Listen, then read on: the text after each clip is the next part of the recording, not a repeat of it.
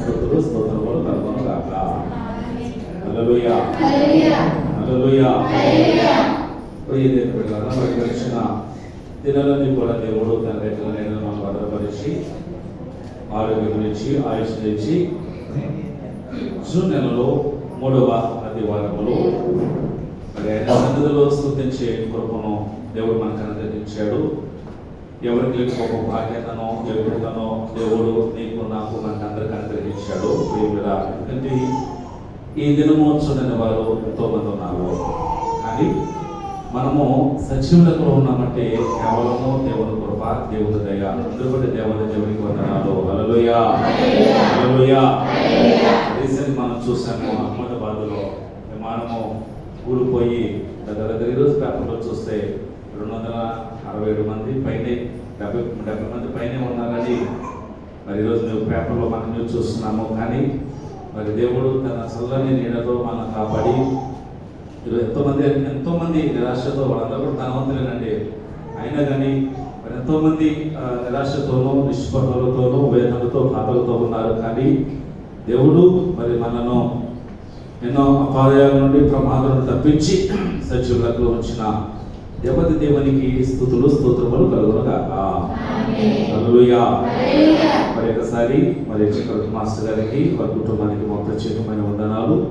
ఎందుకంటే దేవుని కృప చేత వారి గృహంలో జరగబోతున్నటువంటి మరి శుభకార్యం కొరకు మనమందరం కూడా ప్రార్థన చేయవలసినటువంటి వారమైన చక్కగా వర్గీషా గారు అలాగే ప్రదీప్ గారు నూతనమైన జీవితంలో అడుగు పెట్టబోతున్నారు కనుక వారి సంబంధించిన జీవితం చక్కగా ఉండాలని మనమందరం కూడా ప్రార్థన చేయవలసినటువంటి వారమైనాము. ప్రియదేవులారా, సరే వాక్య ధ్యానం చేద్దాము. కొంత సమయం మాత్రమే మనము వాక్యంలో ధ్యానం చేసుకుందాము. ఎవరు మాట్లాడుతుంది? పిల్లలు మాట్లాడద్దు. పిల్లలు ఎవరి పిల్లలు అందరూ ఉంచుకోండి, అలా చేయవద్దు. మందిరంలో గమనించండి. జూన్ నెల అనగానే 3 ప్రాముఖ్యమైన విషయాలు మనము జ్ఞాపకం చేసుకోవాలి. జూన్ నెల అనగానే మొదటిగా విద్యార్థులు ప్రారంభపు నెల జూన్ నెల. అవునంటారా కదా? కొత్త క్లాసులోకి వెళ్ళారు, స్కూల్స్కి వెళ్ళారా మన పిల్లలు? ఎలా రేపటి నుంచి చెప్పాలన్నమాట. అంతేనా? 2 రోజులు రెస్ట్ తీసుకుని, ఎందుకంటే గురువారం ఓపెన్ అయింది, శుక్రవారం 2 రోజులు, మళ్ళా సెకండ్ సాటర్డే ఈ రోజు మళ్ళా 2 రోజులు సెలవులు వచ్చినాయి. ఈ 2 రోజులు అయిపోయిన చాలా మంది కదండి అసలు వెళ్ళలేదండి. 2 రోజులు స్కూల్ కూడా అలాగే మామూలు నుంచి పరుగు చేస్తారు ఎక్కడికి, స్కూల్కి. అనగా జూన్ నెల అనగా విద్యార్థులకు ప్రారంభపు నెల. ఎందుకంటే ఈ నెలంతా ఇప్పుడు ప్రారంభమయ్యి మళ్ళా ఏప్రిల్ నెల వరకు కూడా వారి చదువు అంతా, అంటే ఆ సంవత్సరం అంతా ముగింపు వరకు కూడా దేవుని కృప వారి మీద ఉండాలి అని మనము ప్రార్థన చేయవలసినటువంటి వారమైనాము. వారి చదువులో నూతనంగా స్కూల్లో జాయిన్ అయ్యే బిడ్డలు ఉన్నారు, ఎలిమెంటరీ నుండి హై స్కూల్కి వచ్చిన బిడ్డలు ఉన్నారు, హై స్కూల్ ముగించుకుని మరి ఇంటర్మీడియట్కి వెళ్ళే బిడ్డలు ఉన్నారు, ఇంటర్మీడియట్ నుంచి ఇంజనీరింగ్ అని, నర్సింగ్ అని, డిగ్రీ అని, ఇంకా అనేక ప్రొఫెషనల్ కోర్సులోకి వెళ్ళేవారు చాలా మంది ఉన్నారు. నూతనమైనటువంటి విద్యను ప్రారంభం నెల ఈ నెల కనుక మన బిడ్డలు, ఎందుకంటే తల్లిదండ్రుల బిడ్డలు కష్టపడి చదివిస్తున్నారు. బిడ్డలు గుర్తెరగలది, ఇంత కష్టపడి చదివిస్తున్నారు, బిడ్డలు గుర్తెరగదు. కానీ ఈరోజు బిడ్డలు గుర్తెరగట్లేదండి. వారు ఎన్నో రకాలుగా మాట్లాడుతున్నటువంటి వారు ఉన్నారు అనుకోండి. చెప్తానండి, కష్టపడి చదివిస్తున్నారు బిడ్డలు. ఎందుకంటే మనం పడిన కష్టం మన బిడ్డలు అంతే కదండి.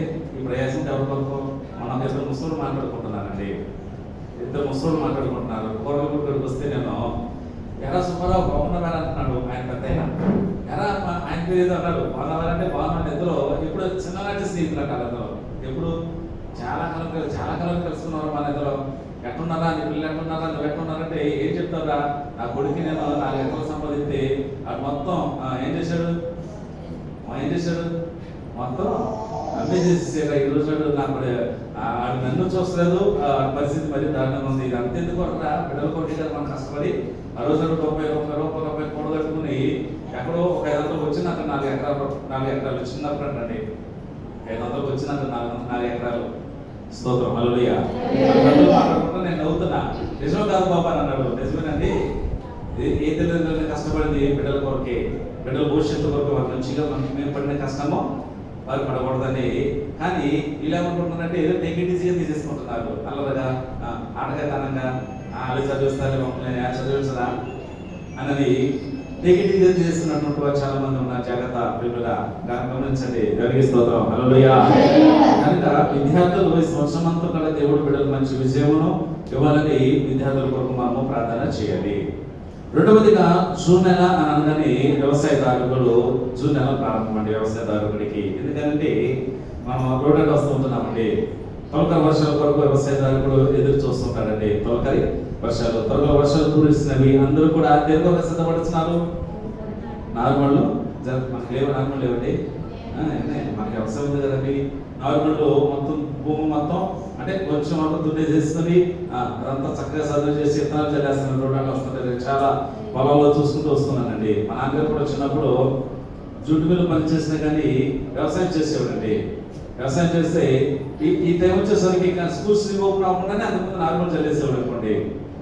స్కూల్స్ ఓపెన్ అవ్వకుండే ఇక మా నాన్నగారు ఏం చేసేవాడి ఒక పొలంలో మొత్తం అంతా కూడా చేసి విత్తనాలు చల్లి ఇంటి కాపలా కూర్చున్నామనేవాడు. ఎందుకని పక్షులు వచ్చి గింజల్ని ఎత్తుకుపోతే ఎవరైనా కాపలా కాల్చుకున్న డబ్బులు ఒక డబ్బా ఇచ్చేవాడండి. డబ్బా ఇచ్చి డబ్బా బాగుందని కొడుతూ ఉన్నాడండి. ఒకవేళ పొరపాటున పక్షులు వచ్చి తినేసి మా నాన్న చూస్తే మా వీపు మోత అయిపోయిందండి. ఎందుకని అంతే కదా. అంటే వ్యవసాయ దగ్గర ఏం చేస్తామంటే ఈ జూన్ నెల అనగానే తొలకరి వర్షం ఒకరికి ఎదురు చూస్తాడు. తొలకరి వర్షములు కురవగానే అనేక మంది నార్మళ్ళు జరుగుతుంటారు. వారు కూడా ఏ ఉద్దేశంతో ఈ నార్మళ్ళు జరుగుతున్నారంటే అంటే అలాంటి విశ్వాసంతో విత్తనాలు ఇచ్చినప్పుడు నూరంతల పంటను ఇచ్చాను అన్నట్లుగా మన బిడ్డలు కూడా ఏం చేస్తుంది విశ్వాసంతో విత్తనాలు విత్తుతారు. ఏ విత్తనమైన వరి విత్తనమే కానీ మొక్కజొన్న విత్తనమే కానీ ఏదైనా కానీ పొగాకు విత్తనం కానీ ఏదైనా విత్తనాలు విత్తున్నప్పుడు నూరంతల ఫలాలు వస్తున్న ఉద్దేశంతోనే వ్యవసాయదారులు వ్యవసాయం చేస్తారు. అంతేనా? అయితే లాస్ అవ్వాలని చేస్తారా? ఎవరు కూడా లాస్ అవ్వాలని చేయరు. ఏదో కష్టానికి తగిన ఫలితము వస్తే చాలు. మనకు పడిన కష్టములకు 4 గింజలు తింటానికి ఇంట్లో ఉంటే అంతే కదా ఉంటే చాలు. ఒకవేళ గింజ బియ్యం అనుకోండి ఒడ్డు అనుకోండి అసలు సరిపెట్టేసుకోవచ్చు అన్న ఉద్దేశంతో ఏం చేస్తుంది వ్యవసాయం చేసేవారు చాలా మంది ఉన్నారు. ప్రియ బిడ్డలారా, అంటే వ్యవసాయదారుడికి ఈ ప్రారంభపు నెల ఈ నెల కూడా ఏం చేయాలంటే వారు కూడా మంచి పంట పండాలని వారి కష్టానికి తగిన ప్రతిఫలం రావాలని మనమందరం కూడా వారి కొరకు మనము ప్రార్థన చేయవలసినటువంటి వారమైనాము. ఇక మూడవదిగా మనం చూసినట్లయితే మా సేవకులకు కూడా జూన్ నెలే ప్రారంభము. మా సేవకులకు కూడా మా సేవ ప్రారంభమైంది జూన్ నెలలోనండి. అంటే మాకు ట్రాన్స్ఫర్ జరిగేది ఎప్పుడంటే జూన్ నెలే. జూన్ నెల సంవత్సరం మాకు ప్రారంభం అండి. అంటే ఇప్పుడు వరకు దగ్గర 21 సంవత్సరాలు నా సేవ జీవితం ముగించుకుంటే 22వ సంవత్సరం ప్రారంభమైందండి నాకు జూన్ నెల అనగానే.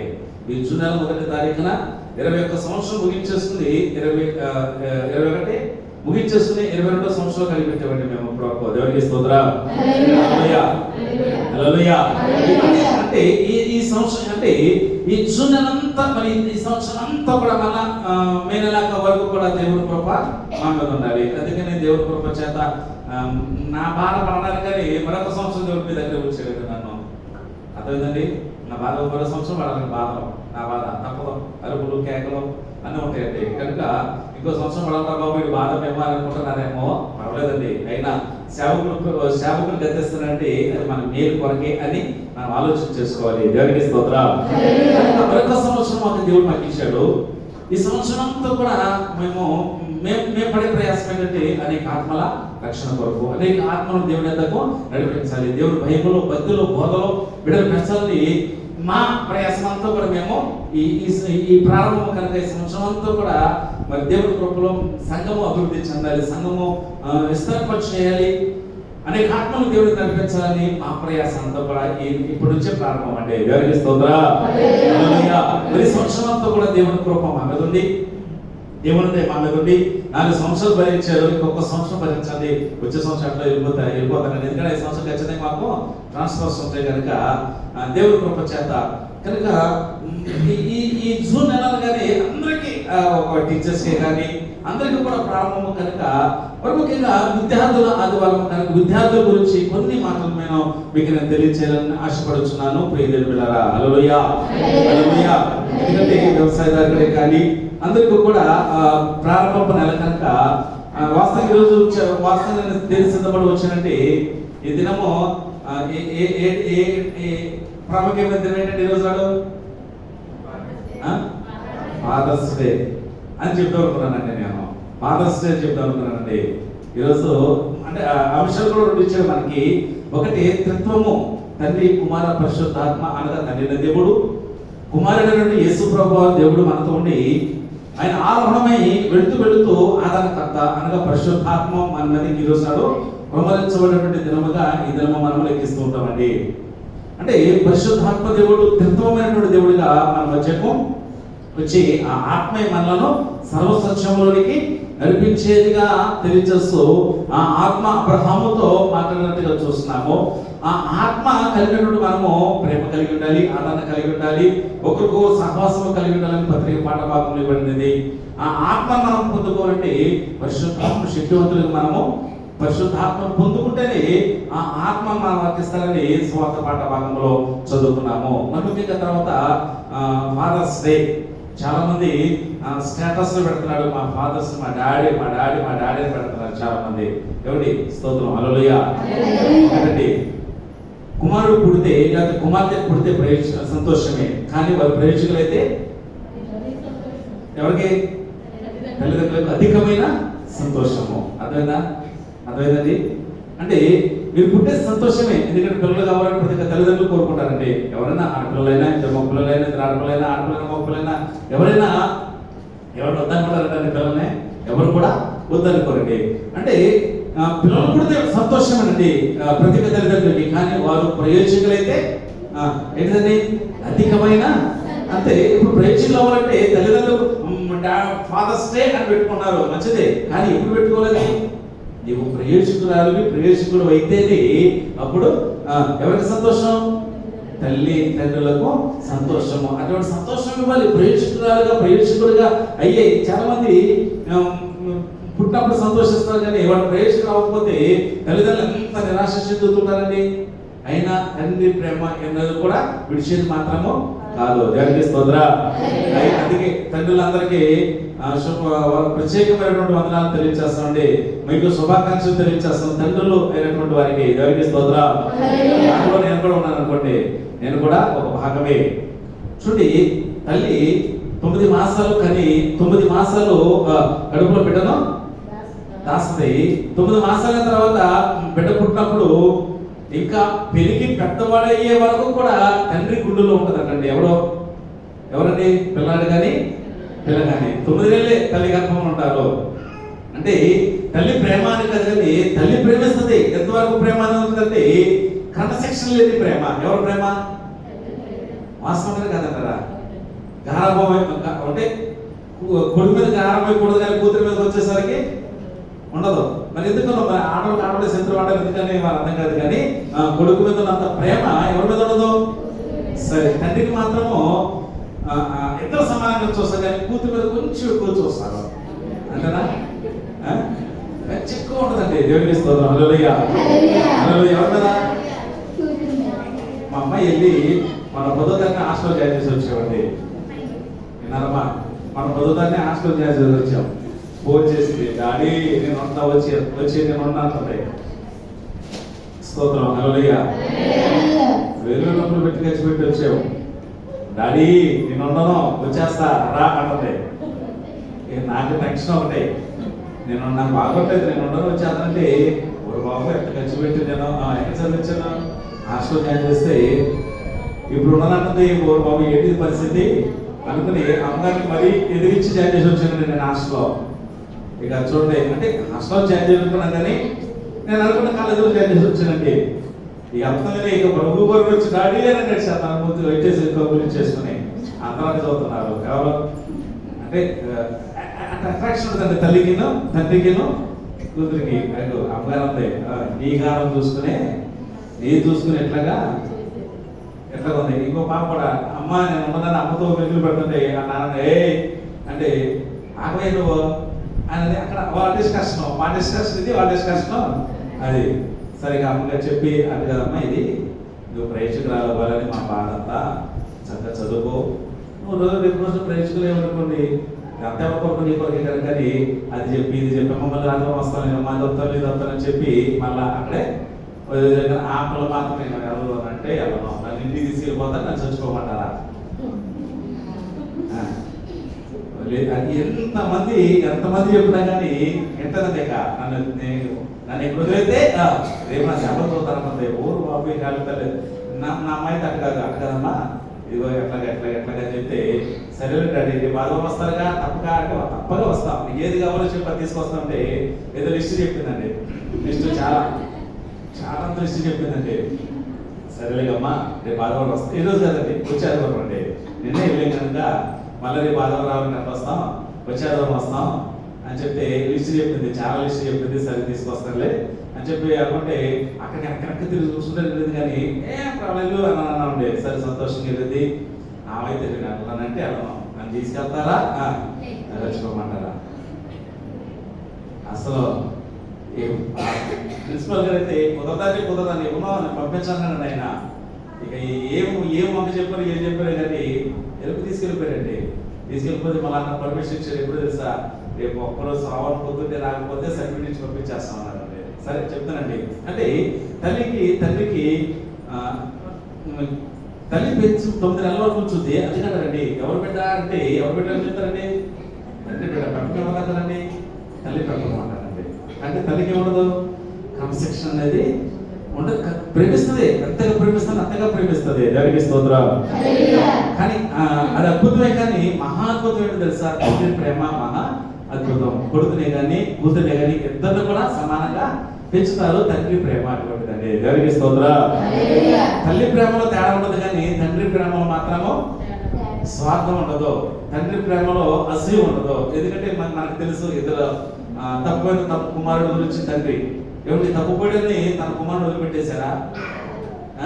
కానీ కుమారులో మాత్రం తేడా వచ్చింది. ఏమని, ఇప్పుడు తప్పిపోయిన వచ్చాడా, తండ్రి దగ్గర ఉన్న వచ్చాడా?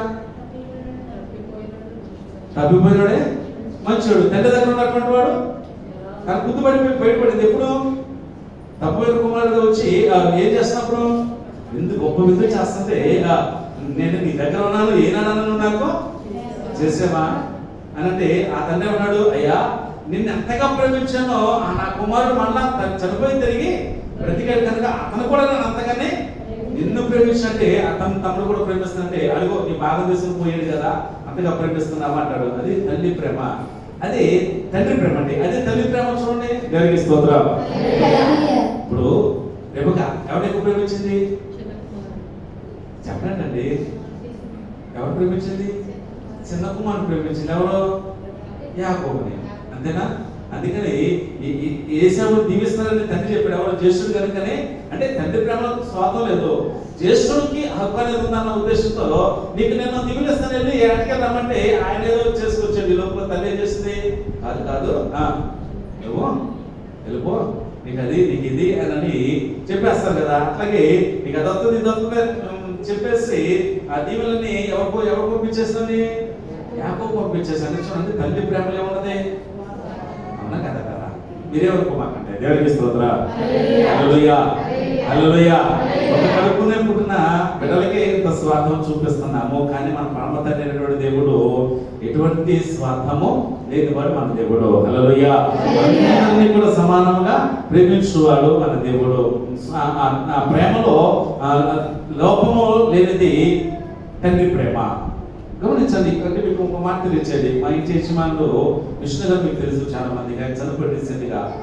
ఆయన ఉన్నప్పుడు 20 కుమారులు సమానంగా చూశారండి. 20 కుమారుల్ని సమానంగా చూశాడు. ఎవరికి తేడా చేయలేదండి, అందరికీ సమానంగా చూశాడు.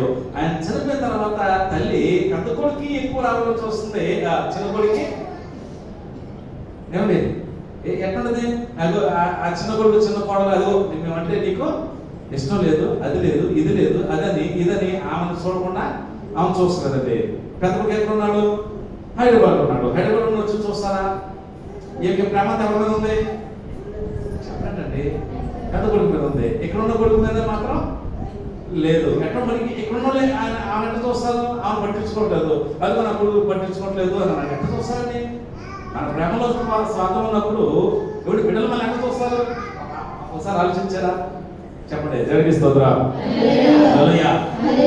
నా కొడుకు నన్ను చూస్తలేదు ఇది చూస్తలేదు అని అన్నది. ఏమి మనసంతా ఎక్కడ ఉంది? అలా చెప్తున్నారు, అలా చేస్తున్నారు, వీళ్ళే చేస్తున్నారు ఉన్నది. సందర్భం నేను అందిస్తాను. ఆంటీ గారు దగ్గరున్న కొడుకు మీరు కనీసం ఆడు కదా అదని ఇదని సాగి చెప్తుంటారు.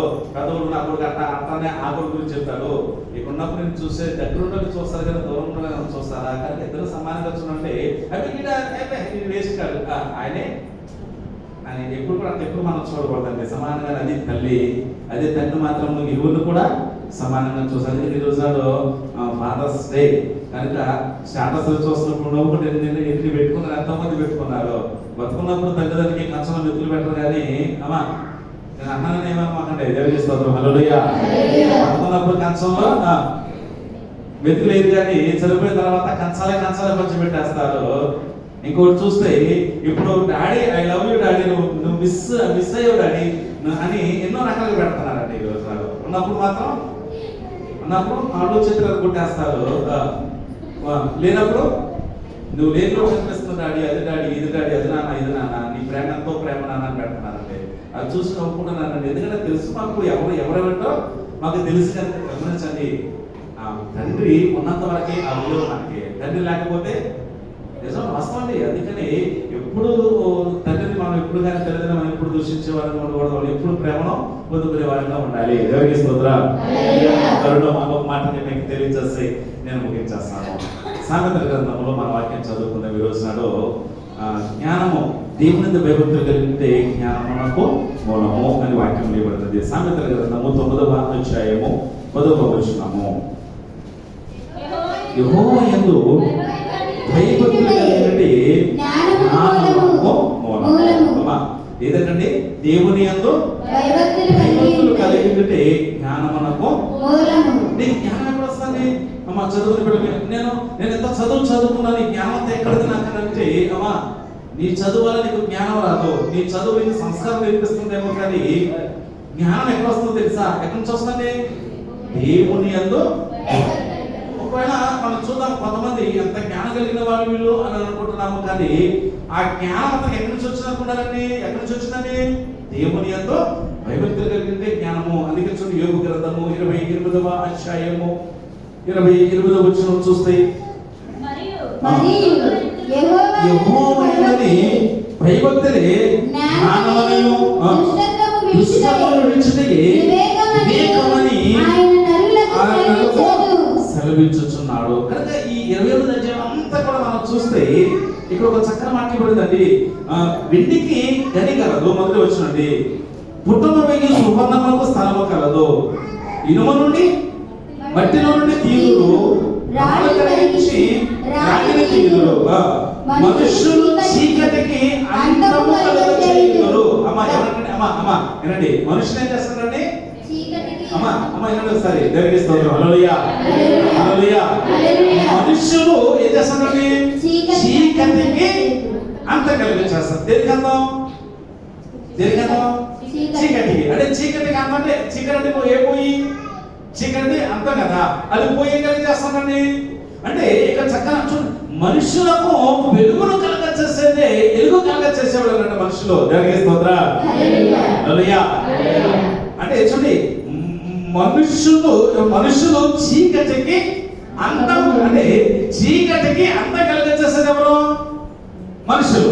ఎవరు కదమ్మా? మనుషులు ఇవ్వండి అక్కడ. దేవునికి స్తోత్రం. హల్లెలూయా. మరి చీకటికి అంతం కలగచేసేది మనుషులు ఏం కావాలి వారికి?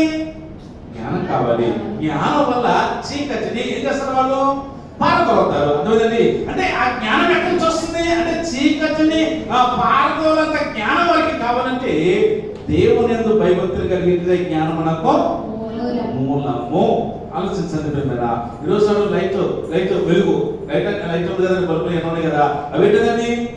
వెలుగు. అంటే చీకటికి అంతం కలగచేస్తుంది ఎవరు? మనుషులు. అంటే ఈ మనుషులకి అంత జ్ఞానం ఇచ్చింది ఎవరు? దేవుడు. అంటే ఎవరికి ఇచ్చారు జ్ఞానము? దేవుని యందు. అమ్మా నీకు ఎవరి బిడ్డలో చదువుతున్న బిడ్డ కానీ వ్యవసాయ దగ్గర తెలియచేస్తున్నా, చీకటికి అంతం కలగచేసేది మనుషులే. కనుక ఒకవేళ నీవు వెలుగు పొందుకోవాలంటే జ్ఞానమును సంపాదించుకో.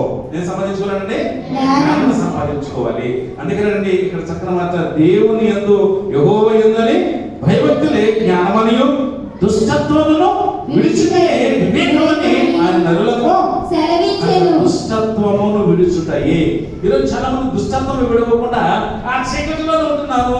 ఆ చీకటికి అంతము కలగ చేయకుండా ఆ చీకటిలో సంచరించేవారు చాలా మంది ఉన్నారు. ఈరోజు నాడు ఏదో నాకు పట్టిన తల్లిదండ్రులు పట్టిన పెంచగానే నాకెందుకు అనేవారు కొంతమంది, ఏదో చదవమంటే నేను చదువుతున్నా నాకెందుకు వచ్చింది ఈ చదువులు అనేవారు కొంతమంది ఉన్నారు. ఆలోచించండి ప్రియమైనరా, వారి కాదండి ఈ చదువు ఎవరి కొరకంటే ఎవరు చదువుకుంటే వారే పరీక్షకులు అవుతారు. ఎవరి జ్ఞానము వారికి వెలుగు కలగచేస్తుంది, ఎవరి జ్ఞానము వారికి మంచి భవిష్యత్తుని ఇస్తుంది. దేవునికి స్తోత్రం.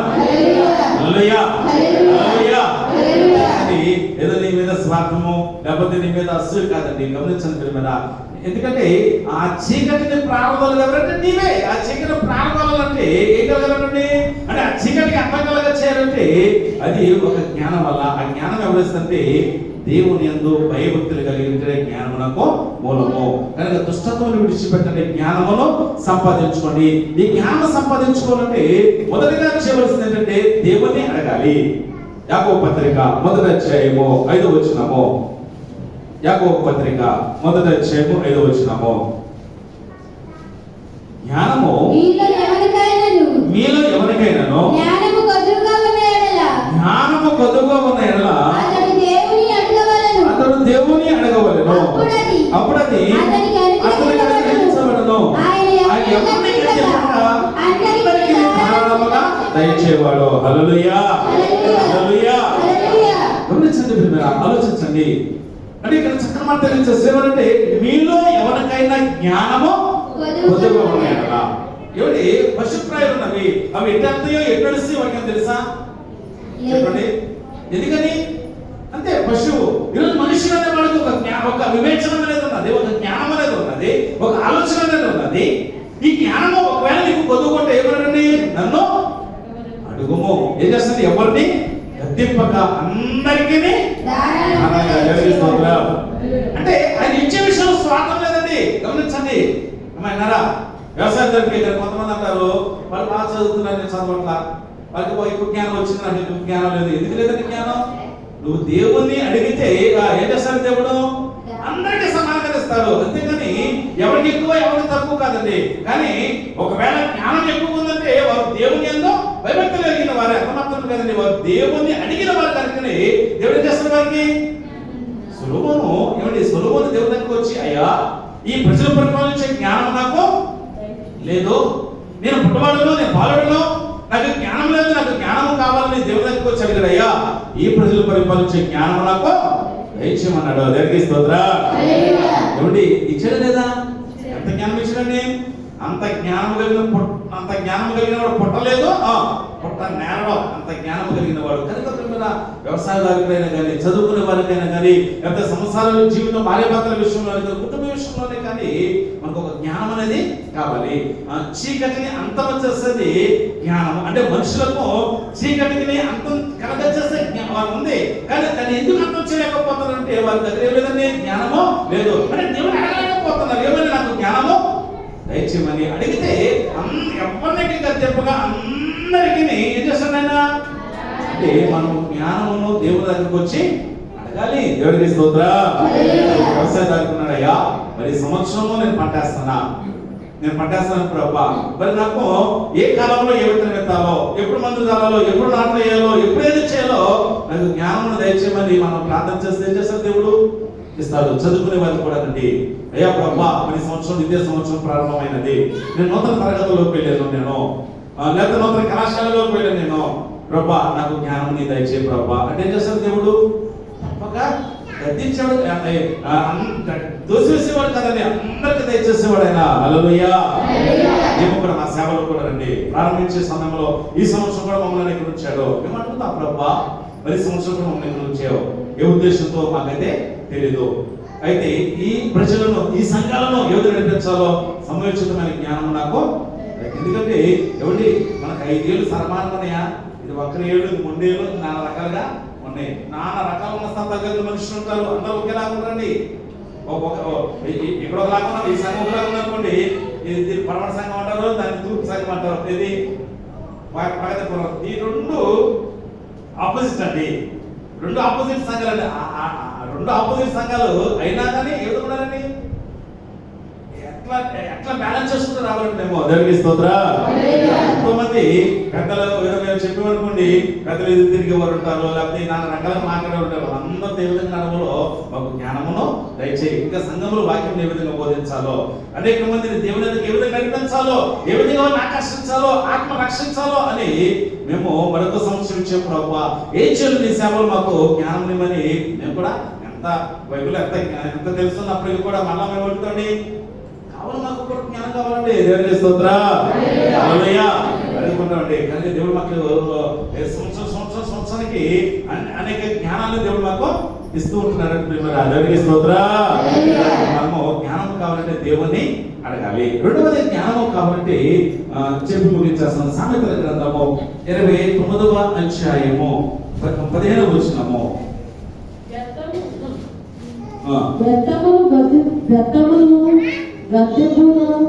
జ్ఞానము కలుగు చేయును.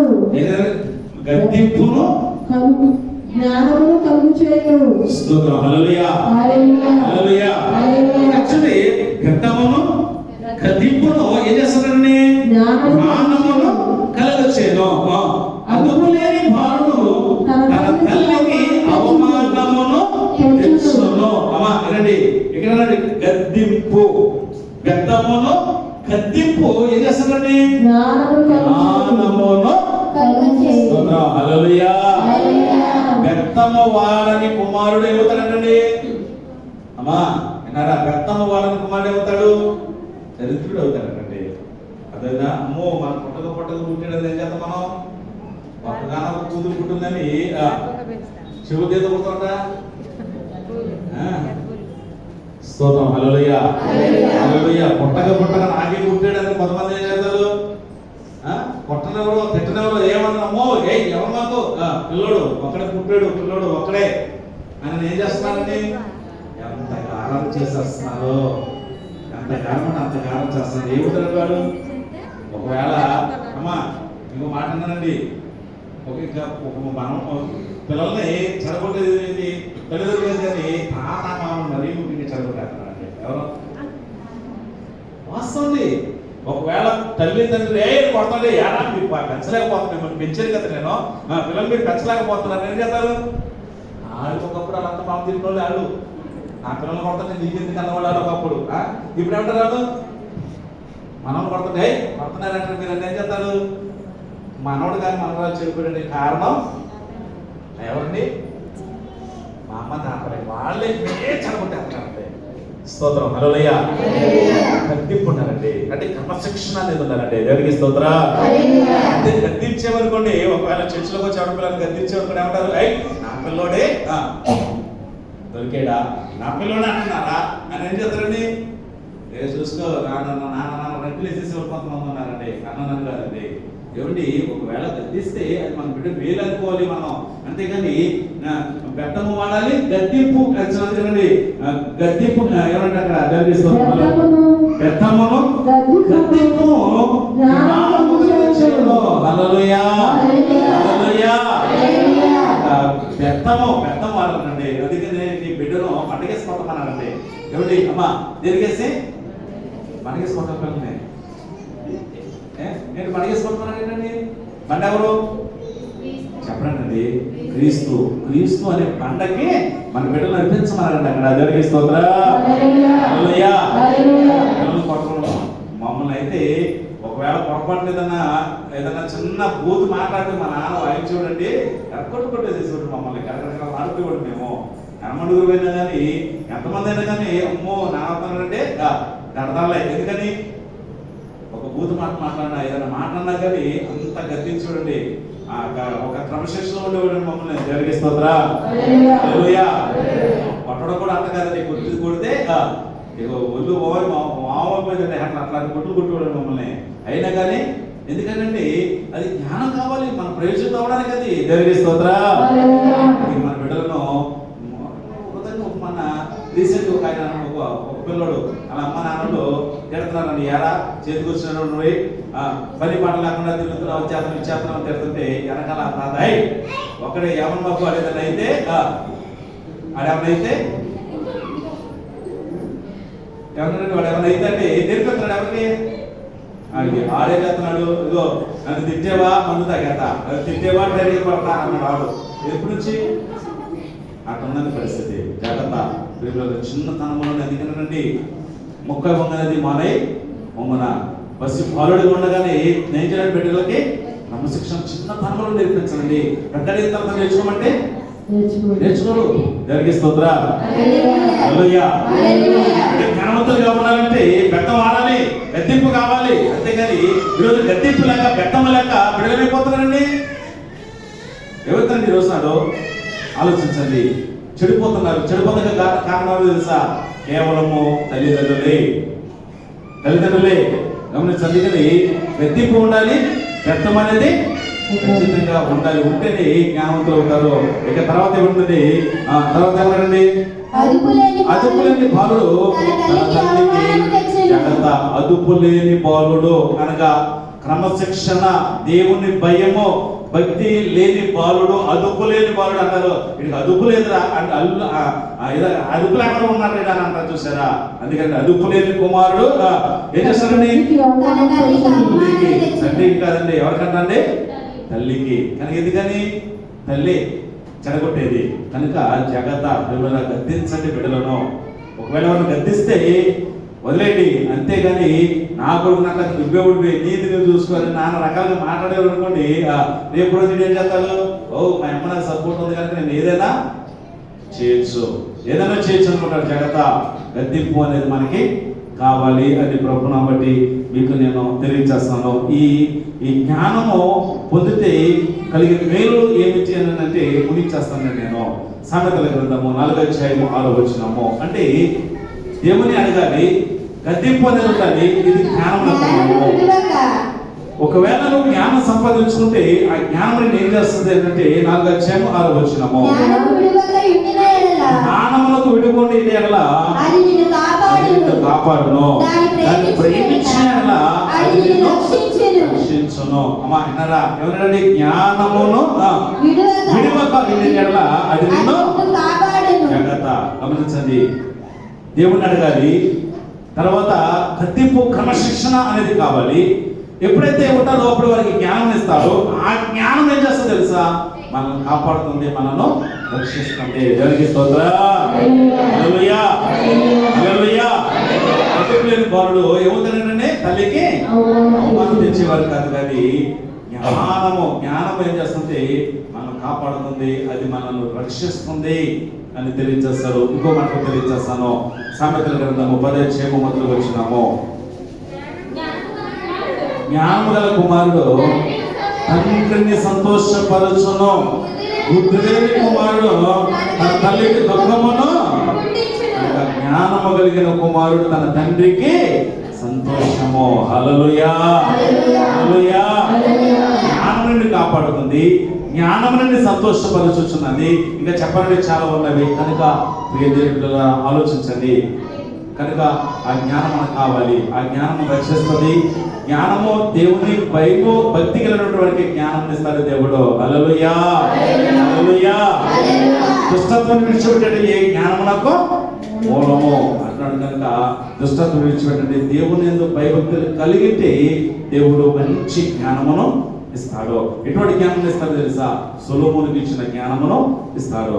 అయితే జ్ఞానం ఇచ్చిన చాలా మంది ఆ జ్ఞానం సరిగా సద్వినియోగం చేసుకోలేని వారు చాలా మంది ఉన్నారు. ఉపయోగించుకోలేదంటే వ్యర్థం చేసేవారు చాలా మంది ఉన్నారండి. దేవునికి స్తోత్రం. సొలొమోనుకి దేవుడు జ్ఞానం ఇచ్చాడు. ఎంత జ్ఞానం ఇచ్చాడు? అమ్మా జ్ఞానం అడిగితే అంత జ్ఞానం ఇచ్చాడు. ఎన్నో రకాలుగా సొలొమోను కాపాడింది, ఎన్నో రకాలుగా రక్షించింది, ఎంతో సంతోషాన్ని కలిగజేసేవాడుగా ఉన్నాడు. కానీ ఆ జ్ఞానం సరిగా సద్వినియోగం చేయకపోవడం ద్వారా ఏమైనా తెలుసు? సొలొమోను ఏమైందండి? వ్యర్థము సమస్తమును వ్యర్థం అన్నాడు. ఎవరో జ్ఞానైనటువంటి సొలొమోను అంటాడు. వ్యర్థము ఈ భూమి మీద అంతా కూడా ఎందుకు అర్థమవుతుంది? అర్థమవుతా? జ్ఞానం నీకు అర్థమవుతా? ఇచ్చిన జ్ఞానం సరిగా సద్వినియోగం చేసుకోకపోతే దేవునికి స్తోత్రం. నీకు జ్ఞానం ఇచ్చాడు, నీ జ్ఞానమును సరిగా అంటే ఇప్పుడు సొలొమోనుకి జ్ఞానం ఇచ్చాడు. ఆ జ్ఞానం దేనికి ఉపయోగించాడు ఆయన? అమ్మా దేనికి ఉపయోగించాడు? దేనికి ఉపయోగించాడండి?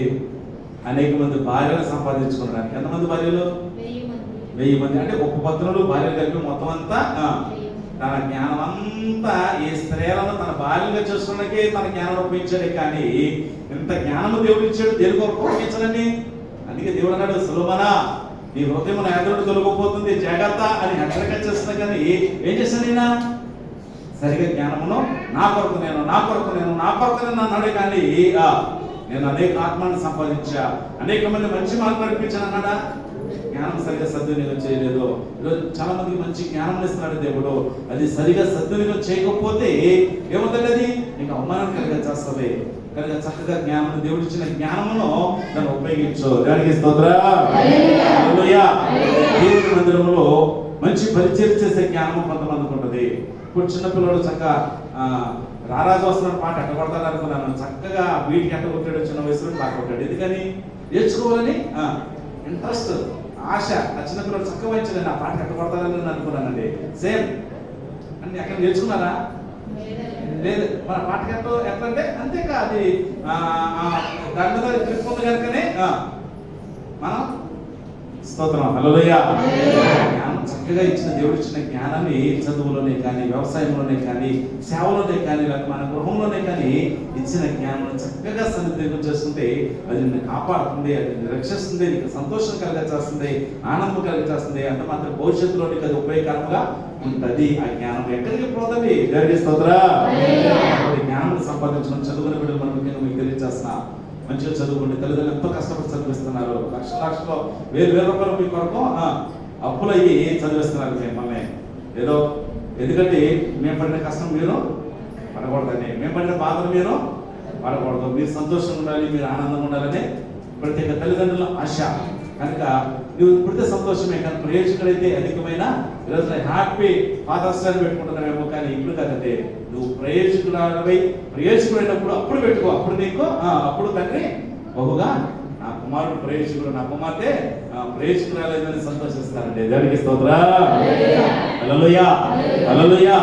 సంతోషిస్తారండి. ఎందుకంటే ఇప్పుడు నేను కదా మనం ఎవరైనా ఉన్నాం అనుకోండి, పొరపాటు నేనే ఉన్నా, మీరు మా ఊరే లేరు అనుకోండి, అయ్యండి అలసరి దగ్గర మా అయ్యగారి మీ అబ్బాయి అంటే కదండి, అబ్బా మా అయ్యగారు అంటే అబ్బా ఏ అబ్బాయి అంటే ఎవరు సంతోషం?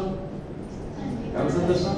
మా నాన్నకి కానీ మా అమ్మ కానీ నా కొడుకు, అబ్బా నా కొడుకు అంటే ఆ పొగుడుతుంటే ఎవరు సంతోషం కలుగుతుంది? ఏమిటి ఎక్కడ అట్లా కొడుకుంటున్నారు మీరు, ఎందుకు వచ్చినాడండి, ఏ పెంపమండి అంటే ఎట్లుంది ఎట్లుంటుంది? అదే ఎట్లా అంటుంది, నేను కన్నా ఎట్లా అంటాడా అనేవుతుంది దుఃఖపడ. ఆ దుఃఖ పుట్టించి హ్యాపీ ఫాదర్స్ డే అంటే ప్రయోజనం లేదండి. మీరు ఎంత పెట్టుకున్న స్టేటస్ పెట్టుకున్న, ఎంత వాట్సాప్లో పెట్టుకున్న ప్రయోజనం లేదండి. తండ్రిని చూడాలి, తల్లిని చూడాలి. చూస్తేనే దేవుడు మన ఎన్నడూ కూడా విడిచిపెట్టేవాడు మాత్రం కాదండి. దేవునికి స్తోత్రం. హల్లెలూయా. హల్లెలూయా. మరి చదువుకునే బిడ్డల కొరకు, వ్యవసాయదారుల కొరకు ప్రార్థన చేస్తాము. అలాగే దేవుని కృపలో మన సంఘం దినదిన అభివృద్ధి చెందాలని, అలాగే చక్కటి మాస్టర్లు జరగబోతున్న శుభకార్యము మంచి వాతావరణంతో జరగాలని మనందరూ కూడా ప్రార్థన చేద్దాం. దేవుడు తన మాటలు మన వెనుకలో బలంప చేయను కాక. మనమందరూ కూడా లేచి పడితే మన కానుకలను దేవునికి సమర్పణ చేసుకుందాము.